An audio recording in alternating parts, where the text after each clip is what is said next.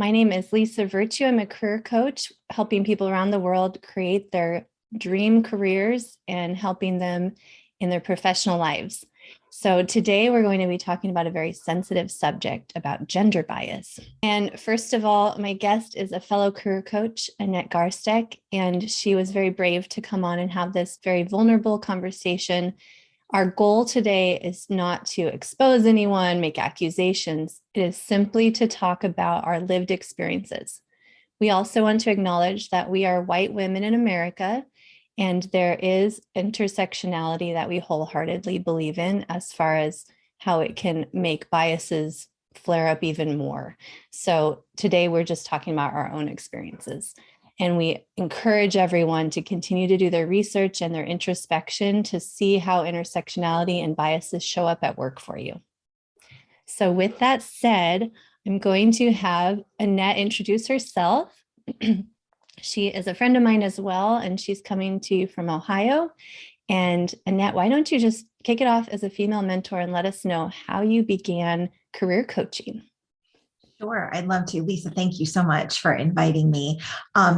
My career coaching journey started a pretty long time ago because I used to manage people. So I worked in corporate America for over 20 years and worked my way up. I used to be in call centers, call center supervisor, call center trainer, call center manager. And so I always worked with people because they were feeling, maybe stuck in a customer service job and didn't know where to go. And so I informally helped team members. And then when I left corporate America in 2015, that's a long story, but when I left there, I officially decided I'm going to make this my business.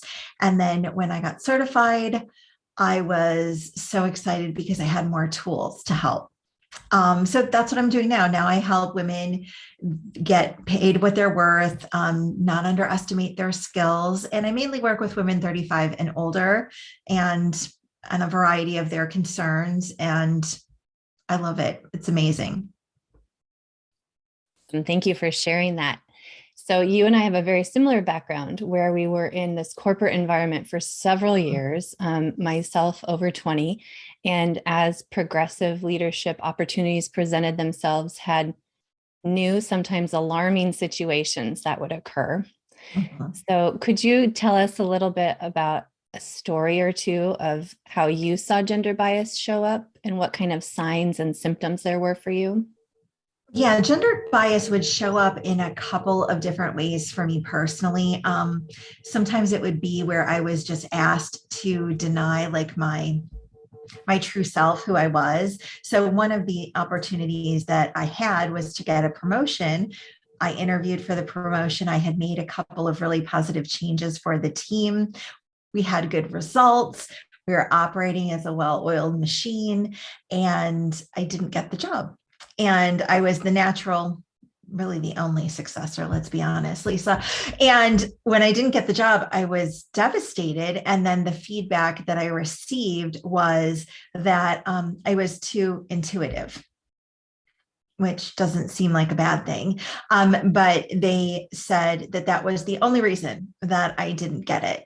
So I felt like a dude would never be told, hey, you're too intuitive, take that over there, leave it at home. And somebody did get a job. A man got my job, somebody that had no history, had no results to show. So that's how it showed up for me at first.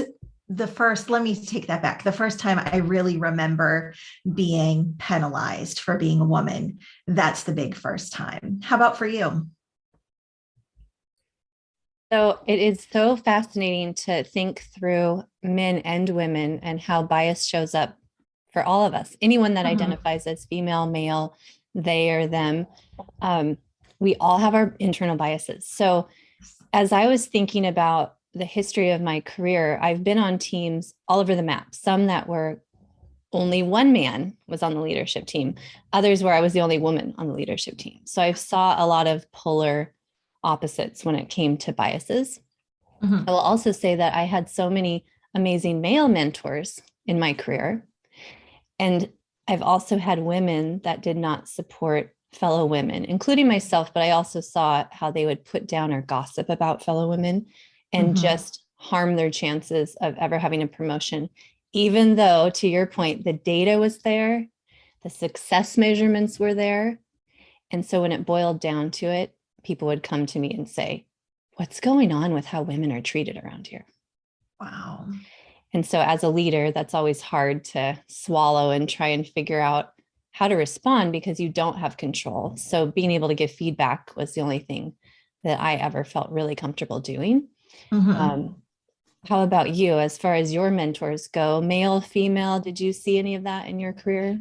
I did. I agree. I've had a lot of great men mentors, female mentors. I've had a lot of mentors that were peers and colleagues. Sometimes my customers would end up coaching me through a situation, which is amazingly generous. I did see a lot of snide, sort of backhanded, sneaky, let's call it sneaky ways where women would sabotage other women. You and I have talked about this before, but kind of that queen bee syndrome. Maybe there's a woman that's higher in power or a woman that sits over a team of other women. And because of perhaps how she was mentored, or perhaps because she feels she has to hold all that power for herself, she doesn't promote the efforts of other women. She just tries to consolidate all the power for herself. It's probably the most common way that I've experienced bias. And when I had to talk with other people about their performance, it's probably what I saw most common as an observer myself.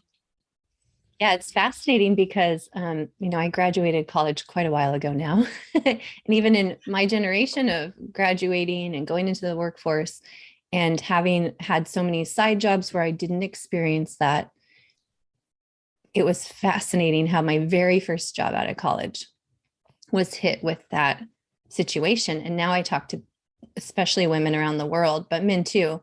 And even the men that I speak with acknowledge that bias is loud and proud still in some organizations. And as we saw with this great resignation and with the pandemic and lockdown and how that affected a lot of moms too. I'm a mom. I know that you're not, but that's another piece of that. Is another, I can't imagine the biases that moms experience at work. As a non-mom, when I had a team, you just try and make space for people to have their lives outside of work and understand that things happen that nobody can be in control of. If I had kids and they got sick, how am I supposed to control that? So you have to give people the space to be humans and still be at work. And probably one of the worst pieces of advice I was ever given was leave your personal life at the door. And that was common advice to get in the late 90s, early 2000s. And I remember giving that advice. Oh, and I cringe now because it's so different from how we're managing and expecting people to show up at work now. Yeah, this new revolution of what employers need to figure out in order to attract and keep talent and retain them. Yeah, it's fascinating. And hopefully that will evolve. We know we have a long way to go. So really quick, I'll tell you on my quick stories is when I first came out of college, the gender bias that happened was I tried to negotiate my starting wage. The HR manager went and did her due diligence, came back and said, no, this is final. And so I accepted the job, became friends with her. And 2 months later, she just felt so compelled as a fellow woman, only a few years older than me, to let me know that the reason why we couldn't negotiate my wage was the VP of that division told her, no, it's a woman. I'm not negotiating. That's her final salary. Oh, wow. Yeah. How did you feel when you heard that? Did it crush you? Oh, I just said, I'm getting out of here. I love that. Okay. So you turned it into motivation. Yeah. Oh, it's fascinating.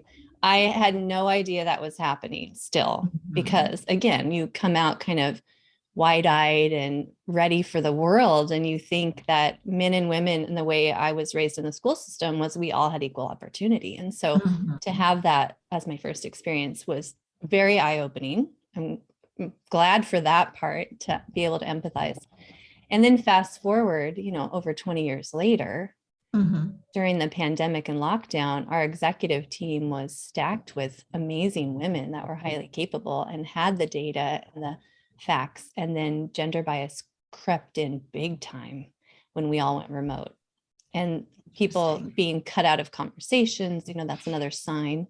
If you're not part of the conversation, even if you have a title of leadership, that queen bee syndrome, I've heard from a lot of women around the world, again, that I'm talking to, that, yep, I've had that happen. Oh, even young women that have just come out of college, same thing. They Mhm. have experienced it similarly to what I experienced years ago. It's still happening. They go into work and they think, as you would, that, okay, women supporting women, we can do this. We're going to have each other's backs. And then they get just shocked with how people are Mhm. treating them. What kind of tips do you have for women at work and how they can maybe see the signs? We talked about it where sometimes it's too late, like it happens to you so Yeah. subtly. And that, Um, that we were talking about that in relationship to being cut out of meetings. Sometimes you only know you've been cut out when you've already been cut out.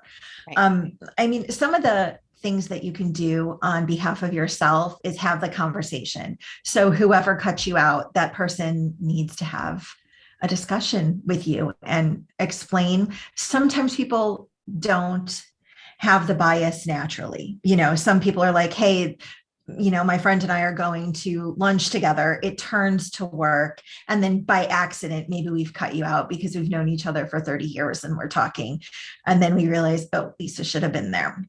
But sometimes it's a deliberate, omission to not invite you. So have the conversation.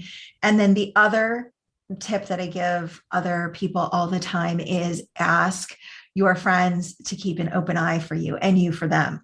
So you can't always be there to advocate for yourself. You can't always be there to talk about, what somebody else can do for you, but you can be an ally. So if so-and-so should have been there, and you can stick up for so-and-so and be like, hey, Lisa should have been at this meeting, or we should have involved this person. So having the conversations when it's tough is terrible, but you have to do it and you'll get comfortable doing it. And then the other thing you can do on behalf of yourself is to talk about the money. I know this is probably wildly unpopular opinion, but I think that we have to talk about the money. As women, we're going to get that. Lisa, part of the reason I left corporate America was I had a great, spectacular team that I couldn't get any more money for. I couldn't get, excuse me, not me, not my money.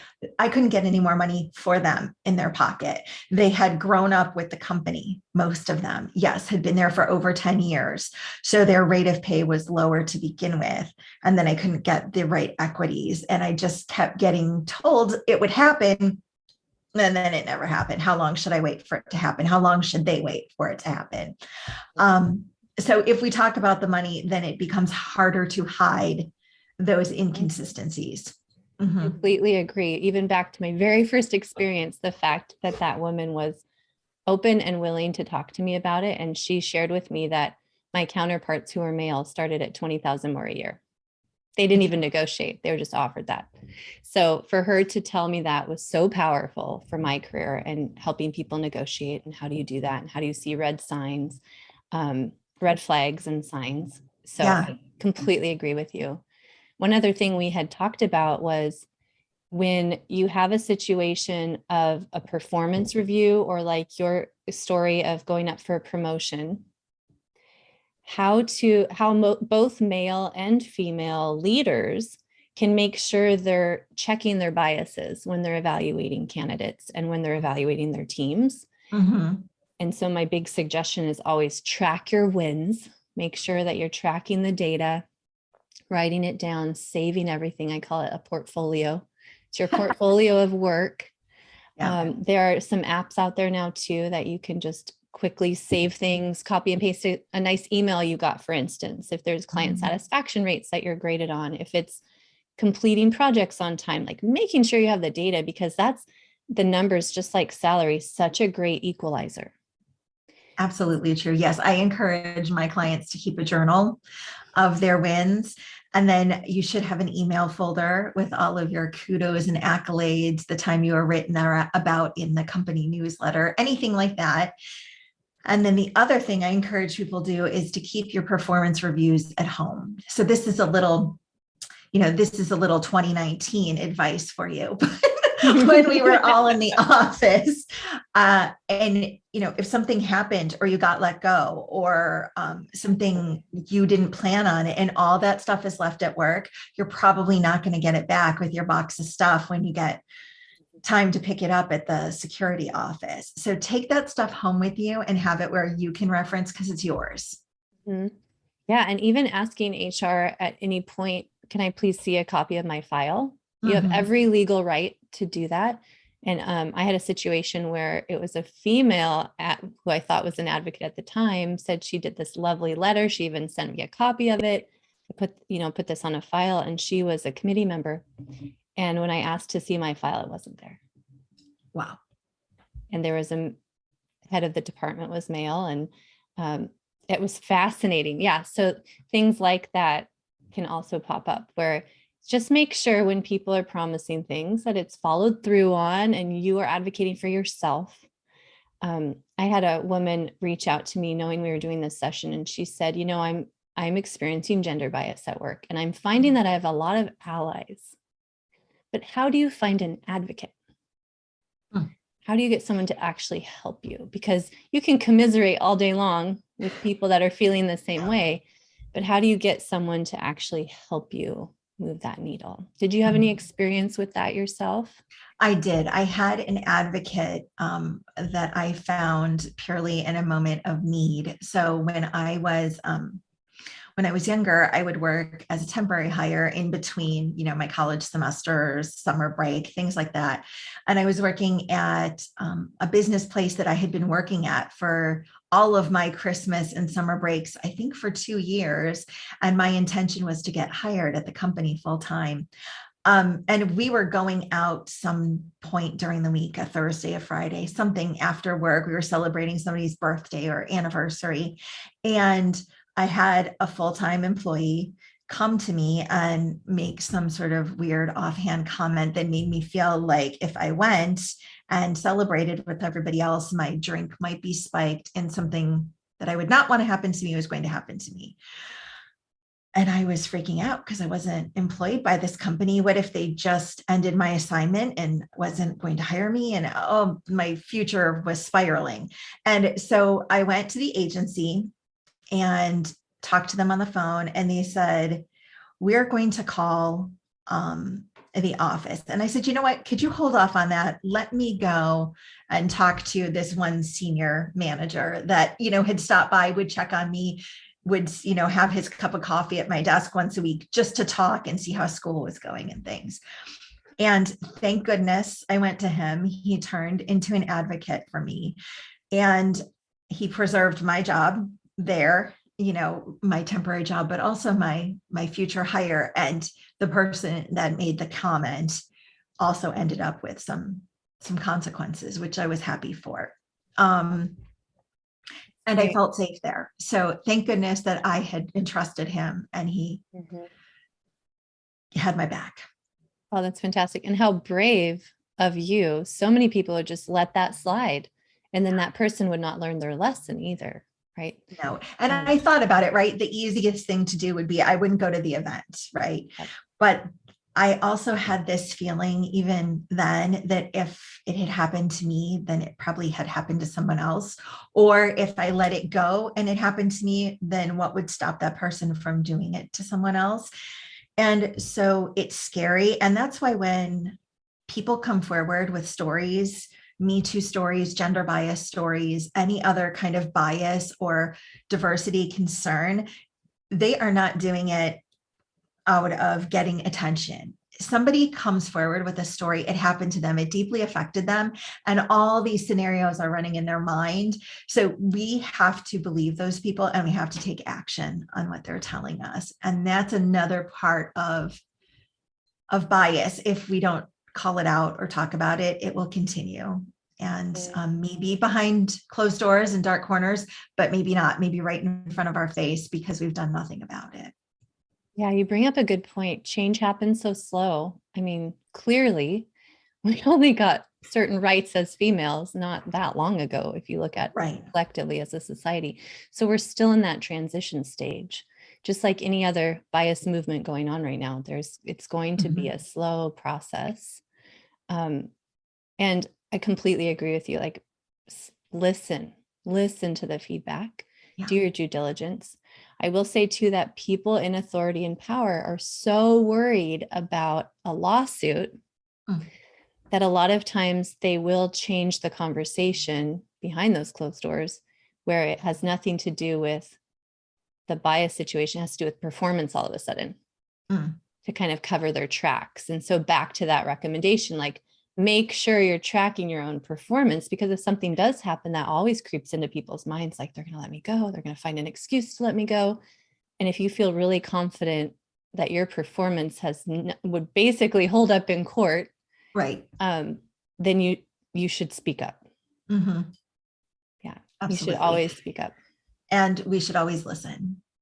So yes, and that's the other part of having an ally, is not to talk about it with each other, and not for you and I, Lisa, to commiserate and complain, but to speak up on each other's behalf should the need arise. One of the most common ways that women experience bias in the workplace is being interrupted. Women are so many more times likely to be interrupted in a meeting, and then their ideas are so much more likely to be attributed to a male who may have echoed the idea, or maybe, as with ideas and brainstorming, things build off of each other.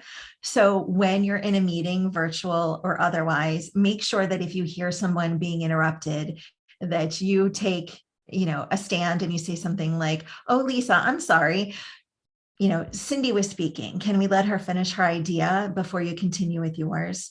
And sometimes there's somebody in the room that's senior to us and they will do that for us. Thank goodness, that's a good leader. But if there isn't someone there that's doing that, it's okay to be a leader among your peers and advocate or ally somebody else and let people know where you stand. Absolutely. Giving people voice is, yes, completely agree with you. I've been in that boardroom many times. Yes. And sometimes it's a small meeting, maybe it's a marketing meeting, maybe it's a hiring meeting, maybe it's an interview review, maybe, I don't know, maybe it's just a brainstorming session, but it happens. And then those ideas are lost. And that's also, as women, where we learn to shrink. And sometimes we learn to shrink as soon as sitting in the classroom when you're in first or second grade. Your hands up, you don't get called on. So we have to make space for everybody to speak. And some teachers now aren't even calling on people after raising their hands. Like they have them put it in the chat, or they have, they'll call on everybody so that everybody gets a fair chance to speak and have their ideas heard. Yes, especially when we're in this virtual environment, it actually makes it a little easier to do that, right? Where you can organize the meeting in such a way where everyone has a lot of time. Whether they use that time or not is going to be their choice. But at least you, as a leader, set them up for success and to have a voice. I love that. Yeah, that's fantastic. Did you want to share any other stories today about your own experience or any of your clients that you're feeling comfortable sharing? I think, I don't know if I necessarily have a specific client experience. You know what, Lisa, while we're talking about negotiating,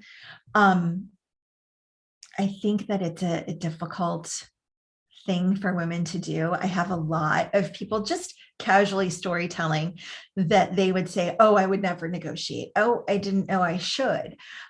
You should always negotiate. So if you learn nothing else from this conversation, you should always negotiate. And you should always back your negotiation with data. So we're back to data. There's a lot of places where you can research what your skills would be worth in this market, and please negotiate. I had a client of mine that was a friend and going for a part-time job, and she had this number in mind that she was thinking of, and she was nervous to ask for it. So we did a little bit of role playing, and she didn't get the number she was asking for, but she did get more than what they initially offered her. And that's her basis now for this whole job. So you have to start the way you intend to finish. And if that's strong, then you negotiate. And if you have a company that won't negotiate, to Lisa's story, it's a red flag. They won't negotiate with you. Why not? And believe it or not, if you pass up an opportunity because they wouldn't negotiate with you, then something else is waiting for you just around the corner. Yes, I've recently seen some women post on LinkedIn that they had their offers retracted when negotiating, which, hello, you do not want to work for that company, because No. worst case scenario should be they just say, you know what, this is our final and best, and we start everyone at this. Now, as long as it's that we start everyone at this, not to my story, which I found out later, unfortunately, that was not the case. But then great, if you want to take the offer at that point, that's totally up to you. However, if they are going to retract an offer because you tried to stand up for yourself, what else will they do once you work for them? So I say good riddance to those companies that you don't get the offer from. And what's that quote? When somebody shows you who they are, believe them. Yes, believe them. So if you're getting all these red flags, bells and whistles going off, then you're right. Trust your gut. Absolutely. I was helping out my alumni network one time with women who were just like seniors and about to graduate from their bachelor's degree. How fun. And one of the roundtables I volunteered for was about salary negotiations. And this was only a few, like right before the pandemic. So many of those women said, my father told me to just take the job. My aunt told me, I just need to take the job. Don't try to negotiate. What is this negotiating thing? Like you're lucky you have a job. And that's where I stopped and said, okay, my best advice now for us as parents and us as leaders for this next generation, empower them. Oh my goodness, get rid of your own experience, shed it, learn what's going on now, help them get a coach to help them through best practices that are current as of today. Don't, liken it to something that was going on 50, 60 years ago, because that to me was just outrageous. I thought, this is incredible that these women they have not even graduated college yet, and they're getting such poor advice. So I completely echo what you're saying. Even that first job out of college, you're going to learn a lot. You will learn a lot, and there's a lot of information out there. So if you need help, find it, seek it out. And I'm not saying negotiation's fun. Like let me take a step back. It's horrifyingly uncomfortable, right? And it makes you feel like you're so nervous, like your butterflies in your stomach are going crazy, but it's so necessary. It's worth it. There's a way that you can do it that makes you feel comfortable and makes the, HR person that you're negotiating with feel comfortable. There's a classy way. Does that even make sense? There's a classy way to do it that doesn't scar the relationship of starting a job. And maybe that's what those parents and aunts and godmothers are worried about, right? You don't want to wreck the relationship before you start, but there's a way to do it. So learn what that is. And then don't be afraid to do it, because trust me, the person next to you isn't going to advocate for, $3,000 more or make sure that you get an extra week of vacation. Only you can do that for yourself. Absolutely. And I would echo too, to help this gender gap, the more companies that will post their salary ranges, basic salary. I'm not saying total comp. I know there's reasons we still need to negotiate a lot of things, but if more and more, I know New York State passed a law recently that now you have to publish your salary range. Oh, that's beautiful, because now it's fully transparent and people will know going into the job. Yes, I belong to a women's networking group on Facebook, and they post jobs and are sharing information all the time. And there's been this brewing pressure not to post a job because you saw it. Do you know what this company is like to work for, and what's the salary? Don't just put something up there. Nobody cares anymore about finding a job. You want to find a job and focus your search on something that's worthwhile. So yeah, I think that movement is the foot, and hopefully New York puts that over the edge and makes it possible for everyone. Yes, that'd be great if they could pioneer that. I love it. Okay, I'm going to share my screen really quick to remind everybody to please subscribe and like. And I am so sorry that you could not see this live. I did get some messages on my phone I'm watching, but hopefully in the future that Zoom will not glitch out like that. So I am going to. Yeah, go ahead and share it, Lisa. If I could, in the meantime, one other thing that I want to tell other young women, because it's a piece of advice I would give for myself, is don't always sign up for the office housework. You know, pulling together the presentation, taking notes, planning the birthday party. You don't have to do all that. If you want to do it from time to time and it brings you joy, by all means, go ahead. But it doesn't have to be part of your job. Yeah, absolutely. I love that. All right. So don't forget to like and subscribe. And if you don't remember how to do that, there's this big red button to subscribe and chat with us. Thank you so much to those that said they couldn't see this. I'm just so sorry, but we will send you the link. And then you can set reminders on YouTube directly for future episodes. Her Career Studio is my passion project this year to help women early in their careers. A lot of what Annette and I have been talking about is things that I wish I had known younger. And actually, I'm very grateful that I had early lessons so that I was able to be set up for success later in my career. So if anyone's looking for mentorship or coaching at an affordable rate, please visit hercareerstudio.com. It is an online career coaching and mentorship platform for women. Love it. And then I also always do resume reviews for free. And so feel free to reach out to me there. So Lisa Virtue Coaching or hercareerstudio.com if you're a woman early in your career. And then Annette, we can visit you on LinkedIn and also your website, AnnetteGarsteck.com. Would you like to, how can people get a hold of you? That's the best way to get a hold of me. LinkedIn's where I hang out the most. So come find me on LinkedIn, and I'm happy to connect with you. I love it. Thank you so much again for joining me today and sharing your stories and best practices and tips. I think this will be very powerful for everyone that gets to watch it after the fact.